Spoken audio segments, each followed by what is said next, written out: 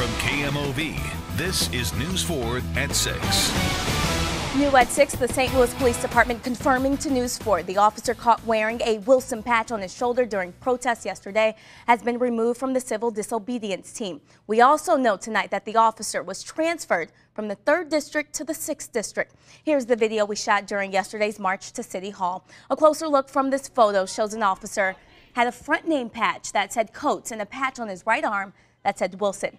Chief Sam Dotson says he's very disappointed with the officer's actions. As a human being, as an individual, the officer, Metropolitan Police Department. The department says the transfer and removal from the civil disobedience team is not punishment for his actions yesterday. But Chief Sam Dotson says the officer will be disciplined and says an option could be to suspend the officer without pay. And News 4 following up with police after we reported a shooting in the Castle Point area last night at 10. New at 6, St. Louis County officials tell us no one was hurt when gunfire erupted out of this home off Chambers Road and Halls Ferry Road. Investigators say no witnesses have come forward and they're still investigating what exactly happened. Well, a major traffic backup this afternoon on the Blanchette Bridge. MoDOT officials tell us 5 cars were involved in this crash. It was just before 1 this afternoon. It shut down several lanes of Highway 70 for at least an hour. It did not appear anyone was seriously hurt.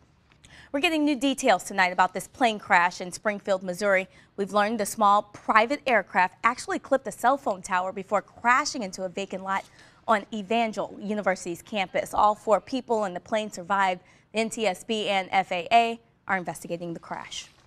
A southern Illinois town is mourning tonight after a 4-year-old girl died following injuries she sustained in a fire overnight.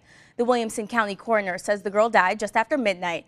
She was taken to the hospital after fire crews responded to her home in Marion, Illinois.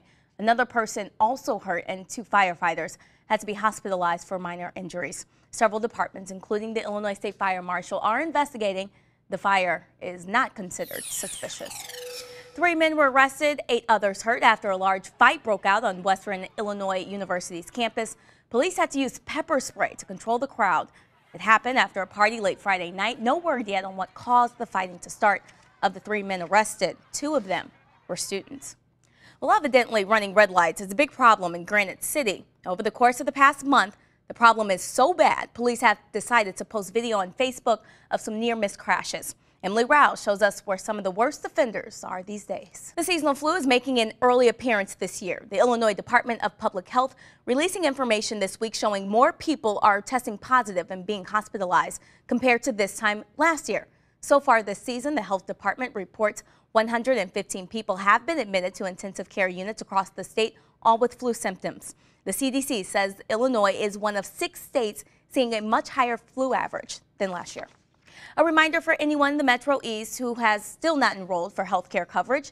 Monday is the last day to sign up for coverage to start on January 1st. Enrollment will continue through February 15th, but if you enroll after Monday, your coverage won't start right away. Enrollment events across the state can be found on getcoveredillinois.gov. Warmer weather today, but not a lot of sunshine. Meteorologist Matt Chambers has our first look at the forecast. New tonight, acts of kindness across the viewing area and in the city of St. Louis. Police officers spent the day shopping with about 30 kids celebrating the holidays by picking up a few presents.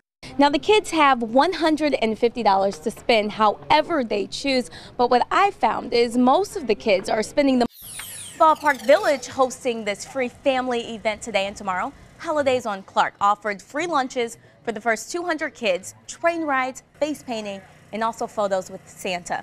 They also showed how the Grinch stole Christmas on the big screen. Holidays on Clark continues tomorrow. That's from noon to 4 o'clock.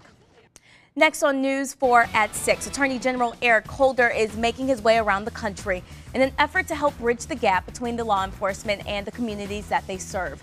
We have the details of his stop in Chicago that's just ahead. Thank you for having my back. Meanwhile, rallies taking place in St. Louis today and across the nation. Mike Brown's mother joined thousands in Washington, D.C. today, all in the name of justice. Hear more on what she has to say. That story is coming up next.